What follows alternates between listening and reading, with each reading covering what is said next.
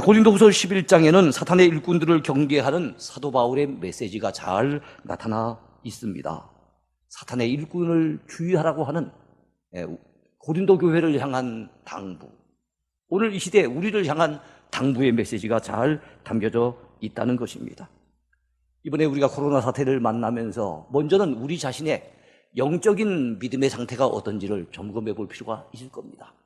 그뿐만 아니라 이 신천지 같은 이단의 폐해가 얼마나 심각한지도 우리는 깨달아 보면서 여러분 거기에 대한 분명한 경각심을 가지는 이번 기회가 됐으면 좋겠습니다.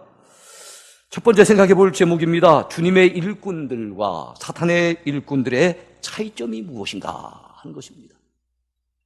주님의 일꾼들과 사탄의 일꾼들은 어떤 차이가 있을까요?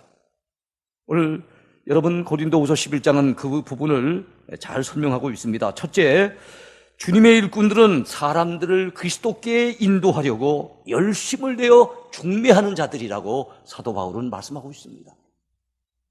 사람들을 주님께로 이끌기 위해서 열심을 내서 중매쟁이처럼 그런 역할을 감당하는 사람이 누구예요? 바로 주님의 일꾼들이라는 겁니다. 바로 사도 바울 같은 사람들이 거기에 해당되겠죠. 오늘날 정통교회 목회자들이 아마 거기에 해당되는 사람이라고 할 수 있을 것입니다. 그들은 어찌하든지 사람들을 주님께로 인도하기 위해서, 주님께로 이끌어내기 위해서 열심을 내는 사람들입니다. 사도 바울은 오늘 본문인 고린도후서 11장 2절에서 그런 사실을 잘 고백하고 있습니다. 내가 하나님의 열심으로 너희를 위하여 열심을 내노니 내가 너희를 정결한 처녀로 한 남편인 그리스도께 드리려고 중매함이로다. 사도 바울은 이 말씀을 통해서 자기 자신을 중매쟁이로 자처하고 있는 것입니다. 신랑 되신 예수님께로 사람들을 이끌기 위해서, 그 사람들은 어떤 사람들입니까? 주님께는 정결한 처녀와 같은 신부감들입니다. 신랑 되신 예수님께 그들을 이끌어내기 위해서 중매쟁이 역할을 했다는 거예요.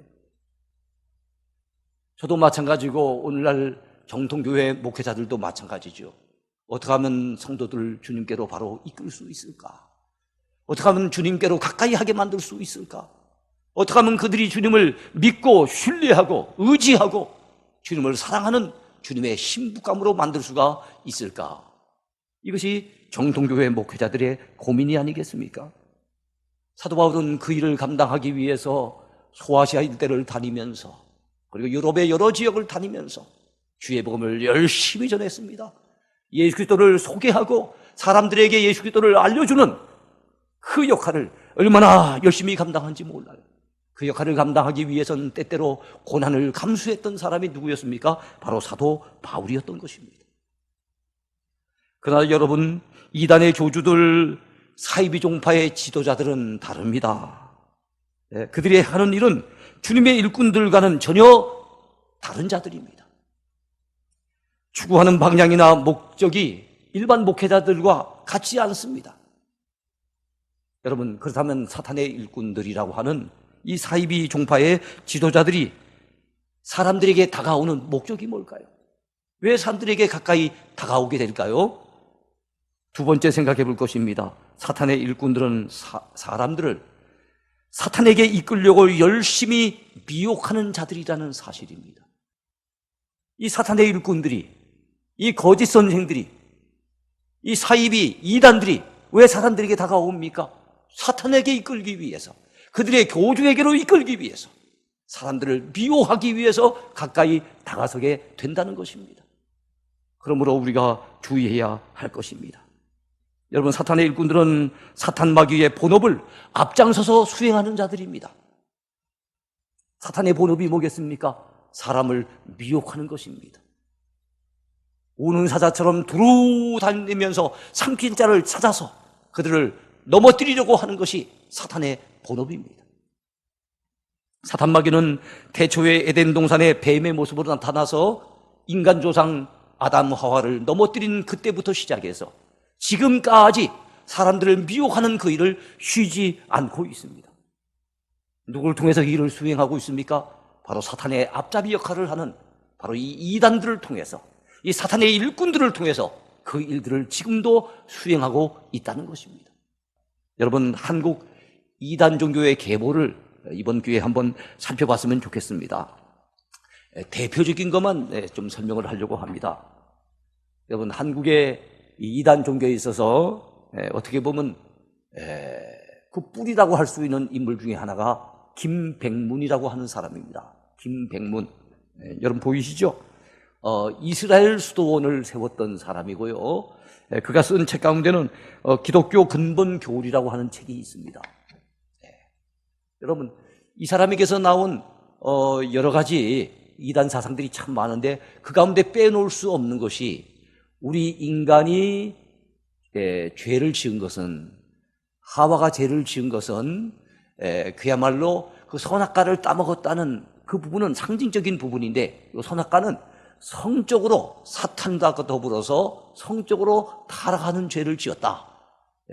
이래서 인간에게 죄가 들어왔고, 그러니까 죄 짓고 난 다음에 입을 가린 것이 아니라 오히려 그 남녀의 그 부끄러운 부분을 가리게 됐다는 것이 바로 그것을 증거한다.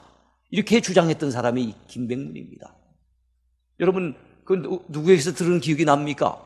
문선명의 교리 가운데 이것이 나오잖아요. 통일교의 문선명의 대표적인 교리인데 이것이 바로 김백문에게서 온 교리라고 생각하시면 되겠습니다. 이 사람은 아편 중독으로 일평생 아편 중독으로 앓다가 죽은 사람이 김백문이에요. 그런데 이런 김백문에게서 우리 대표적으로 나온 것이 있는데 그것이 무엇인가 하면은 문선명의 통일교와 그 다음에 또 뭐가 있겠습니까? 박태선의 전도관이 거기서 나왔어요. 문선명이도 박태선이도 이스라엘 수도원에 뻔질나게 드나들던 사람들이었어요. 거기에서 뭔가 많은 것을 배운 겁니다. 그래서 문선명이가 통일교를 만들게 되죠. 원리강론이라고 하는 책을 쓰지 않았습니까? 그 문선명이가 주장했던 것들이 이 김백문의 주장하고 아주 일맥상통합니다. 여러분이 잘 아는 것처럼 일화라고 하는 회사를 갖다 경영하고 있지요. 그리고 세계일보라고 하는 신문, 그 통일교 신문입니다. 여러분 보시면 안 돼요. 그리고 박태선 하면은 전도관으로 알려져 있습니다. 천부교라고도 하죠. 경기도 부천에, 그리고 덕소에, 그리고 기장에 여러분 신앙촌을 갖다 건설했던 사람이에요. 그래서 이 문선명과 박태선 하면은 우리 한국의 이단 계보에서 어떻게 보면 양대 물줄기를 형성하고 있다, 이렇게 보면 됩니다. 이 두 사람이 누구한테 영향받은 거 하면 김백문이라고 하는 사람에게 영향을 받은 거예요. 그리고 이 문선명에게서부터 나온 것이 있는데 그것이 바로 정명석이라고 하는 사람입니다. 정명석, 영어 앞자리를 땄더니 뭐가 됩니까? JMS라고 되죠. JMS라고 하는 이단이 대학가에 침투해서 여대생들을 갖다 많이 욕을 보이고 그러다가 감옥에 들락거렸던 사람 여러분 아실 거예요. 이것이 바로 문선명의 영향을 받았는데 그 계보를 올라가면은 저 위에는 김백문이가 있는 것입니다. 그렇다면 여러분, 박태선 그 밑에 영향을 받은 사람 또 누가 있겠습니까? 자, 먼저는 조희성이라고 하는 사람이 있어요. 조희성, 영생교라고 하지요. 이 사람은 육체의 영생을 갖다 주장했던 사람이에요. 그런데 결국엔 죄를 많이 짓고 감옥에 갇혀서 심장마비로 죽게 된 사람이 조희성 아닙니까? 자, 그런데 이 조희성이라고 하는 사람은 1996년도에 아가동산 사건이라고 하는 매스컴에 떠들썩했던 사건의 주범이기도 합니다. 그때 여러분, 이 영생교에 빠졌다가 그 바깥으로 다시 빠져나간 사람들, 그들의 말에 의한 배교자들이죠. 배교자들을 갖다가 처단하는 처단조를 운영을 했어요. 완전 깡패들을 운영을 한 겁니다. 그래가지고 여러분, 그 빠져나간 사람 15사람을 갖다가 암매장했던 그 사건의 주인공이 바로 이 조희성입니다. 영생교. 그리고 여러분, 조희성에게 또 영향받은 그 인물들이 있어요. 그것이 누가 있습니까? 구원파의 유병헌이가 있고, 그리고 영세교의 최태민이라고 하는 사람이 있습니다. 여러분, 유병헌은 너무너무 잘 알고 계시죠? 구원파 이단의 대표적인 인물이죠.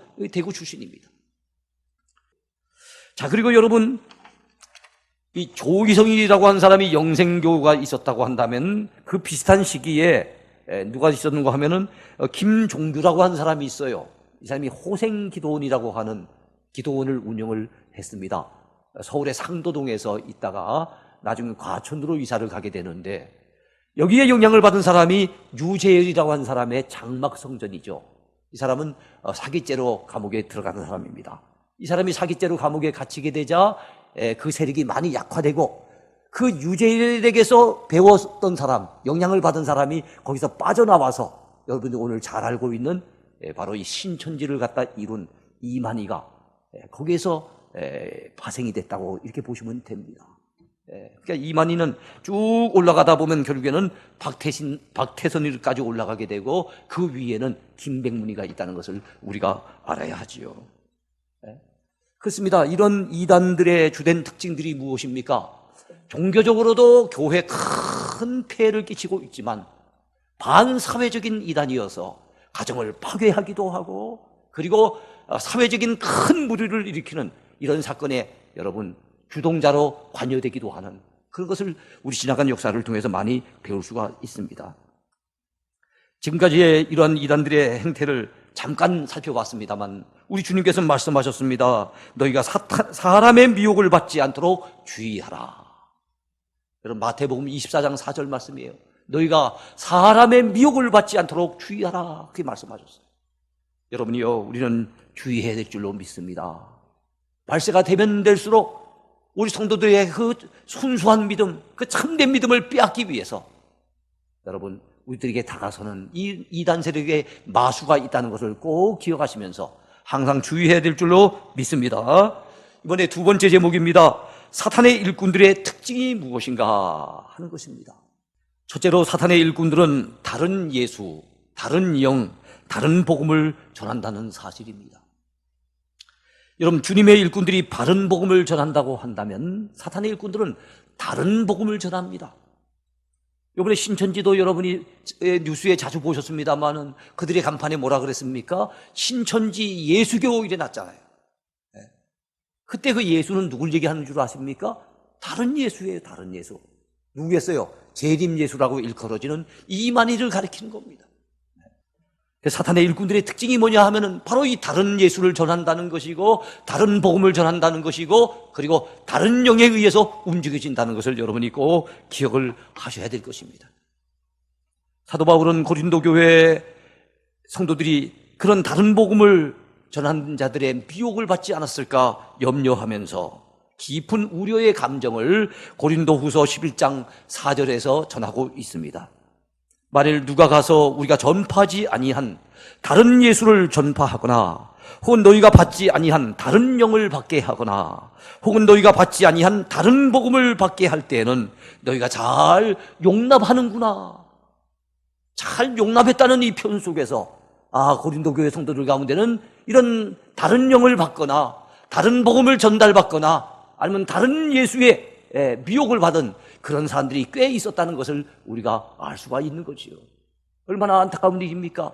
사도 바울이 복음을 전해서, 예수 그리스도의 그 참된 복음을 전해서, 그래서 여러분 그 한 명 한 명 구원해서 교회를 세웠는데, 그 고린도 교회가 이제는 잘못된 데 미혹을 받아가지고 이제는 예수님이 아닌 다른 예수를 따르게 되고, 복음이 아닌 다른 복음을 따르게 되고, 성령에 의해서 움직여지는 것이 아니라 여러분 다른 영에 의해서 움직여지는 사람들이 많이 있다는 것을 발견하게 되었을 때 사도 바울은 얼마나 안타까웠겠습니까?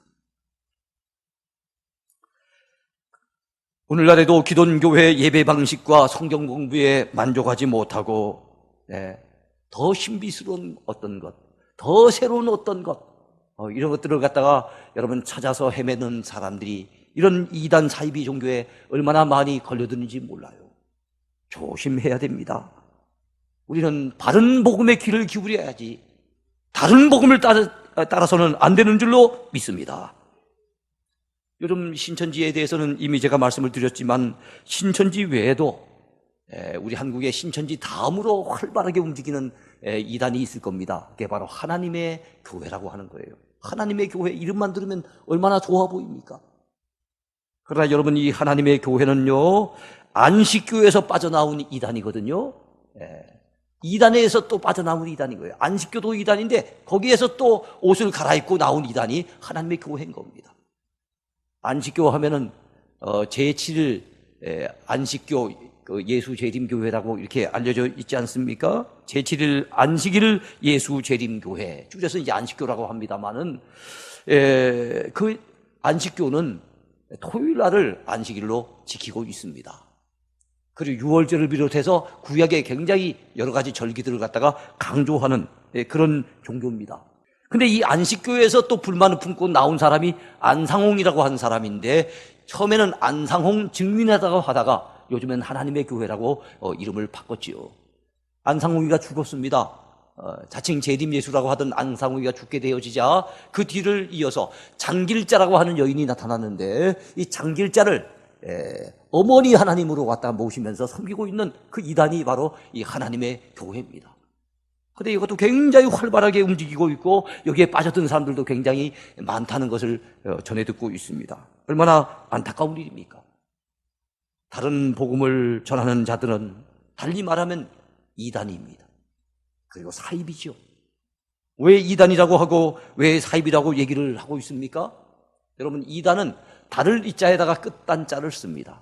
시간적으로 처음에 그들을 가까이 했을 때는, 처음에 느꼈을 땐 비슷해 보였는데, 정통교리교와 큰 차이가 없어 보였는데, 여러분, 시간이 가면 갈수록, 끝으로 가면 갈수록 영 엉뚱한 길로, 잘못된 길로, 다른 길로 나가는 게 바로 이단인 거예요. 그러니까 이단이 처음부터 이단으로 딱 보여주면 그나마 참 좋은 것인데, 처음엔 비슷하기 때문에 사람들이 속아 넘어가는 거예요. 이게 이단입니다. 자, 그 다음에 사이비는요, 이거는 시간적인 개념이 아니고 공간적인 개념으로 봤을 때, 겉으로 봤을 땐 유사해요. 비슷할 사자입니다. 겉으로 보면 비슷한데, 말을 이을 이자를 쓰고, 그리고 안일 비자를 쓰는 겁니다. 겉으로 보면 유사하고 비슷한데, 끝에 가보면 아닌 거예요. 속에 들어가 보면 아닌 거예요. 이게 사입이라고 얘기를 할 수가 있겠지요. 어쨌든 이런 이단 사이비에 우리는 빠져서는 절대로 안 되는 줄로 믿습니다. 근데 사람들이 왜 빠져들까요? 안 되는데 하면서 왜 빠져들까요? 그들이 속임수로 다가오기 때문에 그래요. 속임수로. 그러니까 그만 속아 넘어가는 겁니다. 그래서 여러분, 바로 사탄의 일꾼들의 두 번째 특징이 무엇입니까? 사탄의 일꾼들은 거짓 사도요, 속이는 자들로서 자기를 그리스도의 사도로 가장하고 나타난다 하는 것이 또 다른 특징이에요. 사탄의 일꾼들이 왜 속이면서 다가옵니까? 여러분, 그들은 속일 수밖에 없어요. 왜냐하면 그들의 아비가 누굽니까? 사탄이에요. 요한복음 8장에 의하면은 예수님께서는 사탄을 가리키기를 거짓의 아비라, 거짓말장이요 거짓의 아비라, 이렇게 말씀하셨어요. 그들의 아비가 거짓의 아비인데, 거짓말장인데, 그 사탄의 영향을 받고 사탄의 하수인 역할을 하는 그들이 속이는 데 있어서 여러분 전문가가 아니겠습니까? 그러면서 속이면서 다가오게 된다는 거예요.